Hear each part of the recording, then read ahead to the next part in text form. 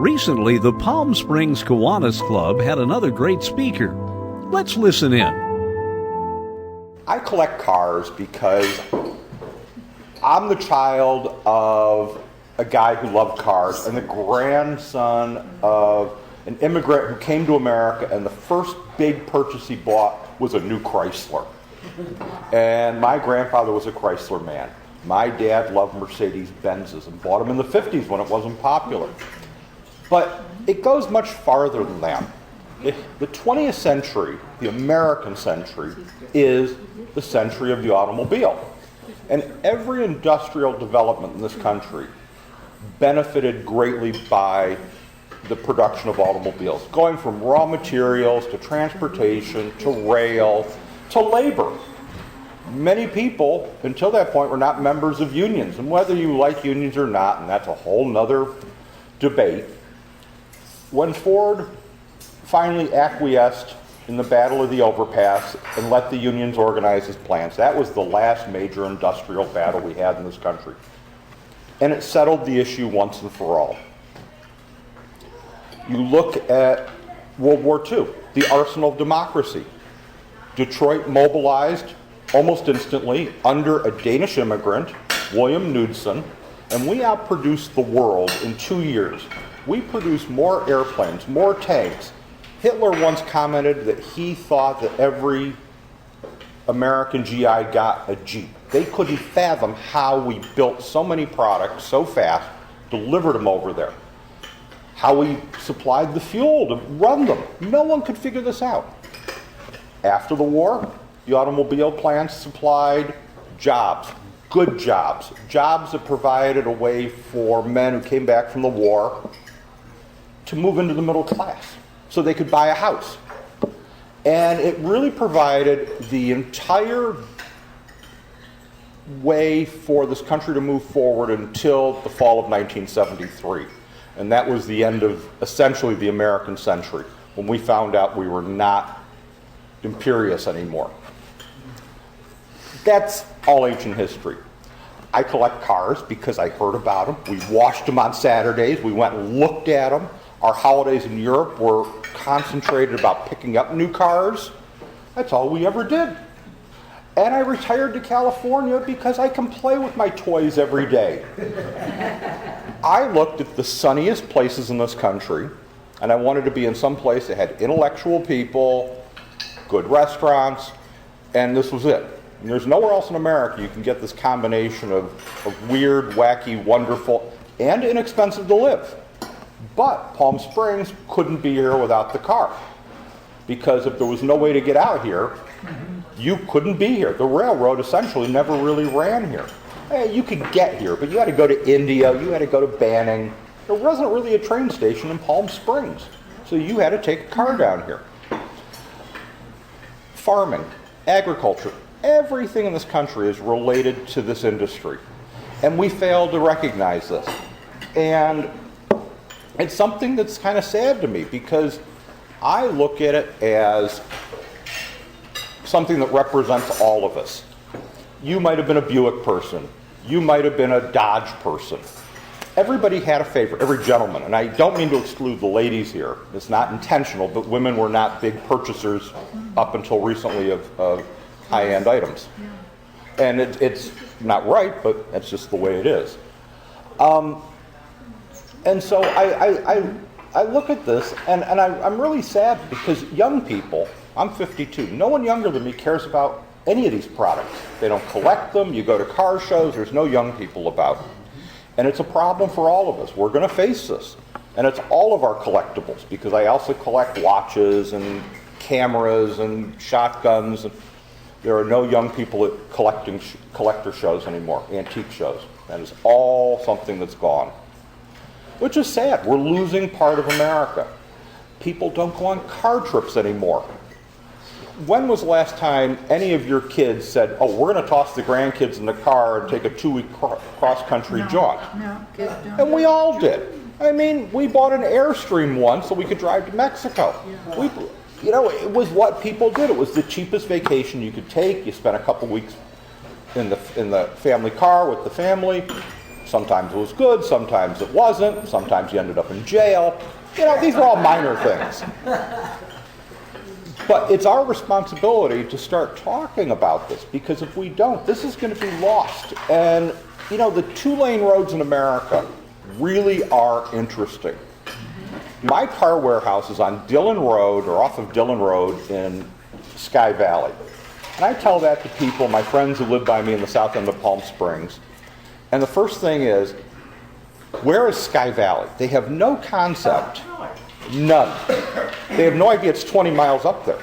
They have no idea that people live up there or that there are restaurants there. And I can tell you there are a bunch of little roadside dumps that are actually pretty good restaurants. All-Star Burger comes to mind. I've had more good meals there than you can imagine. So you have to get out and experience this. You have to get out of the car and talk to people. And that's the other problem with America today. No one talks to anyone. We talk at them. And so one of the things we have to do is we really have to start talking about the way the society has been changed by the automobile. People just don't realize it. They don't care. And I don't know how to do this. I would love everyone's opinions on this. It just really is odd. Now, I would like for you guys to ask any questions. I am a font of useless information and can pontificate about anything. How many cars do you have? Right now, I'm down to about 30. You're down to about 30? When we moved out from Ohio, well, we started moving 5 years ago. We had 75 cars. Now, not all of them were restored, but I would get onto a binge. I'd buy a 64 Cadillac and go, wow, I really like these. So the first one I bought was okay. Then I bought that was a Fleetwood. Then I bought a coupe. Then I bought a convertible. Then I bought a second convertible. Then I had a Fire in One convertible, and I started selling them. So I was bored with that. Right now, I'm into these early 80s Cadillacs. And so that's why I bought this one. And I bought that at one of the auctions in Arizona we attended.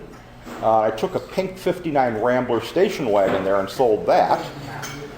And I have 2 pink Ramblers, so I only need 1 pink Rambler. Oh, and you know what? That's the other reason I love cars. Ramblers were made in Kenosha. Everybody knew that if you were in the Midwest. And where we grew up, and where Denny grew up. My gremlins were made in Kenosha. Yeah. But everybody knew that there were car plants around the corner. In Cleveland, we had 20,000 Ford employees in the county. Right now, there are under 2,000 Ford union employees in the county.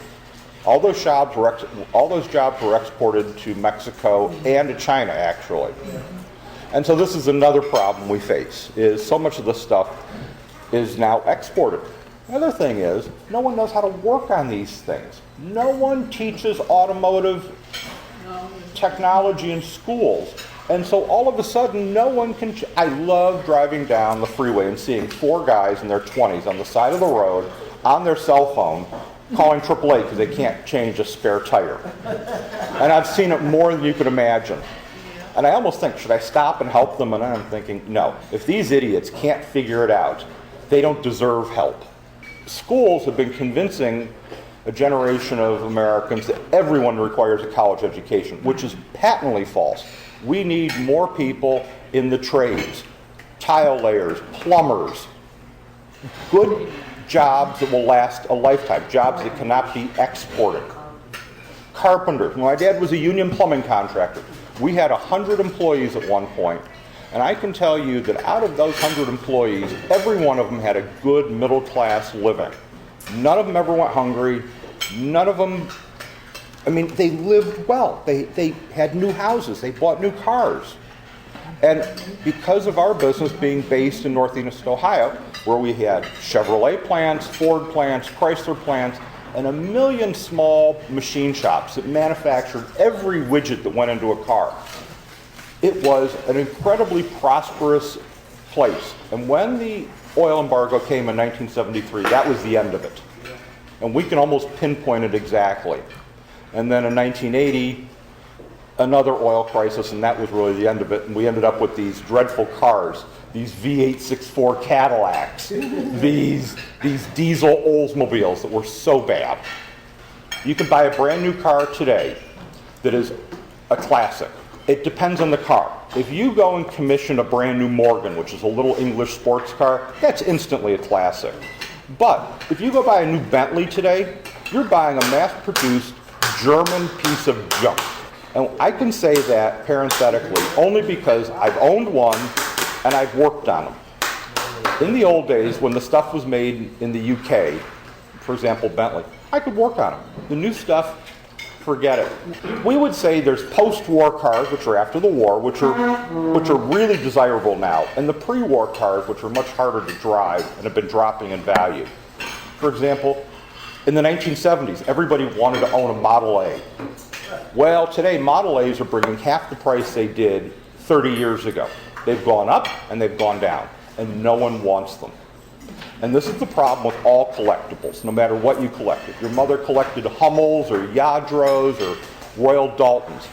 The stuff is worth nothing now. I found a car in southern West Virginia once that shouldn't have been there. And it's always one of those great stories. I'm down there buying some watches. I'm in, when I mean southern West Virginia, we're talking Bluefield, West Virginia. This is coal country. This is where you don't go down the hollow roads because you're not coming back. I'm in talking to the jeweler, and he says, yeah, there was a family here. They were pretty prosperous. They left the area, but there's still some kinfolk, and they had some cool stuff. You should go over and talk to them.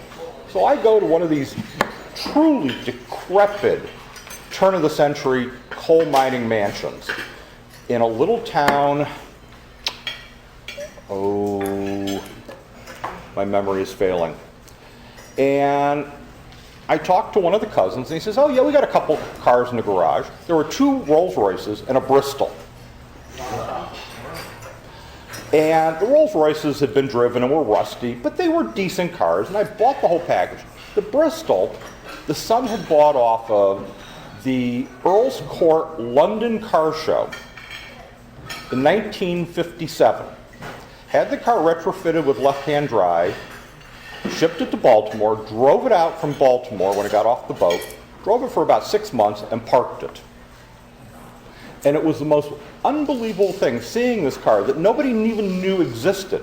I mean, literally, this car, everyone thought it had been destroyed years ago. Here was this great car sitting. It was filthy. The mice had gotten to the interior. But I sold it to a Bristol collector in England who's restored the car and is utterly fabulous. This area, there's not a lot of good old collector cars. The population was small, and you had to find a place where they were sold new. And they weren't sold in the desert new necessarily. You find a lot of these great cars in old eastern cities, decrepit eastern cities. Pierce Arrows, for example, were built in Buffalo, New York. And every year somebody's finding a Pierce Arrow up there in a garage. Or you'll find in Keokuk, Iowa, a Nash. And there's just interesting stuff all over. I collect watches. One of my favorite watches popped up literally down the road in Banning in a shop, and I don't know how it got there. The watch was an official Czechoslovakian Air Force watch given to pilots in 1937. They bought 50 of them from Omega Watch Company. Omega has the records. So Czechoslovakia was invaded in 1938. It was dissolved as a country in 1939. The Czech Air Force flew to either Poland or France and became French or Polish. How did this watch survive? I mean, you think about the history. This one item is seen, and you wonder, how does it survive all these years and end up in Banning? It doesn't make any sense. So there's cool stuff all about. And, you know, this mid-century that everyone out here is going absolutely insane for was thrown out 20 years ago. Nobody wanted it. The reason those Alexander homes were worth nothing at one point was they were unlivable. They were small, they didn't have insulation. But a couple people write books, and all of a sudden, now everybody wants them. We made the best stuff in the world. Interestingly enough, I saw in the early 1970s, I was in South Africa with my parents, and we had cousins that had emigrated to South Africa before the war. And we saw Hudson there. And I started, 13 years old, I'm starting to talk to people. And it turned out Hudsons were really popular in South Africa because they were big cars that took the huge distances, much like the Western U.S., better than the British cars. So even though it was a British Dominion nation, they bought American products. Dodges were exported all over the world. South America is full of old American cars. At one point, the U.S. car industry exported almost 10% of their production overseas. Today, we export almost nothing. So no matter what we talk about, this whole century is really the century of the American automobile. And we need to preserve it and not just put them in museums. We need to drive them, we need to show them, we need to talk about them. I sell cars, I buy cars. I've been hustled more than you can imagine. And I don't try to let anybody sell me anything anymore. I'm just done. I can certainly tell you that we have failed miserably as a people educating the young people. Every time I go to McDonald's, and Denny knows this for a fact, these kids can't make change. No one knows how to run a cash register. My adult life, I was in a number of retail industries, kind of, whatever. And there's a way you run a cash register. You put the bill down sideways on top of it. I have to explain it to almost every single person how to run a cash register properly. I see people driving around all the time on flat tires, half flat tires, and I'll pull up next to them and I'll tell them, and they don't care. Or they don't have brake lights that work. More times than not, I can't tell you how many times I've been behind cars out here without working brake lights. And when was the last time anyone here saw someone use a turn signal? Explain to me when common courtesy left the traffic. I am shocked. I drive quite a bit, and I am shocked by how bad the drivers are out here. Thank you, Adam. For more, go to KIWANISPalmSprings.org.